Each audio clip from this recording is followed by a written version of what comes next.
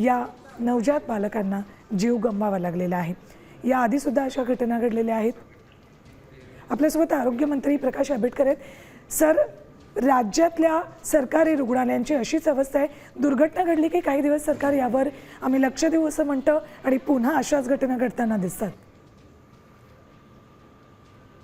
नाही, पहिल्यांदा ही झालेली घटना खूपच दुर्दैव आहे। पहिल्यांदा त्याच्यामध्ये ज्या पद्धतीने तो अनपेक्षित स्फोट झाला, व्हेंटिलेटरचा अनपेक्षित स्फोट झाल्यामुळे ज्या पद्धतीची घटना घडली ती दुर्दैवी आहे। सुदैवाने आपल्या कर्मचाऱ्यांनी खूप मेहनत घेतली, अगदी जीव धोक्यात घालून त्यांनी घेतलेल्या मेहनतीमुळे बाकीच्या सगळ्या बालकांना पण आपल्याला बऱ्यापैकी वाचवता आले।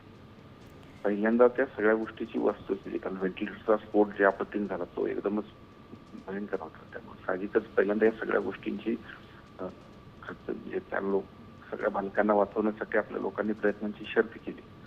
घटना अशी घडूच नाही हे बरोबर आहे, परंतु दुर्दैवाने ती घटना घडली, त्यामुळे आता त्याच्यावरती अजूनही आपण काय करायला पाहिजे ते बघू। सर, दुर्दैव असं म्हणण्यात काही अर्थ नाही आहे, कारण काही वेळापूर्वी यशोमती ठाकूर इथे रुग्णालयात गेल्या, त्या थेट म्हणाल्या की नवीन रुग्णालय, जर नवीन रुग्णालयामध्ये उपकरणं सुद्धा अशा पद्धतीनं लवकर खराब होत असतील तर मग यात दोष कोणाचा?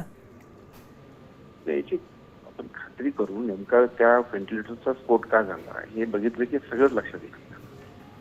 माझं असं म्हणणं आहे की आपण एखादा प्रसंग झाल्यानंतर पहिल्यांदा त्याची वस्तुस्थिती बघू, कारण एक तर 3 आपल्याला ह्या घटनाक्रमामध्ये 3 बालकांना आपण वाचवू नाही शकलो, ही पण खूपच आमच्यासाठी, आपल्या सगळ्यांसाठी खूपच एक गंभीर आणि दुःखद आहे।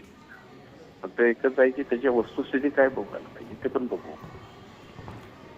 सर, पण आता पुन्हा अशा घटना घडू नये यासाठी ठोस उपाययोजना होणं गरजेचं आहे। तुम्ही नेमकं आता यासाठी काय पावलं उचलणार आहात? ती सगळं आम्ही करणारच आहोत, की करावंच लागेल, तो भाग नाही। पण व्हेंटिलेटरचा स्फोट का झाला हे सुद्धा एक्सपर्टच्या टीमनं आम्हाला घेतलं पाहिजे, ते सुद्धा महत्वाचं आहे। कारण अशा पद्धतीची घटना होणं आणि तेही तिथं सगळी लहान बालकं असताना होणं हे सगळं आमच्यासाठी सुद्धा गंभीर विषय आहे। त्यामुळे त्या सगळ्याची पहिला चौकशी करू, चौकशीनंतर त्या सगळ्या गोष्टी जाऊ। ठीक, धन्यवाद सर आमच्याशी बोललात त्याबद्दल। आपल्यासोबत आरोग्यमंत्री प्रकाश आंबेडकर होते।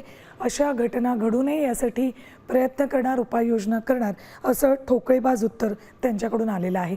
ज्यावेळेला दुर्घटना घडते त्यावेळेला सरकारला जाग येते आणि ही जाग केवळ काही दिवसांसाठी किंवा काही महिन्यांसाठी असते आणि पुन्हा एकदा अशाच पद्धतीनं सरकारी रुग्णालयांबाबतची अनास्था आपल्या समोर येत राहते।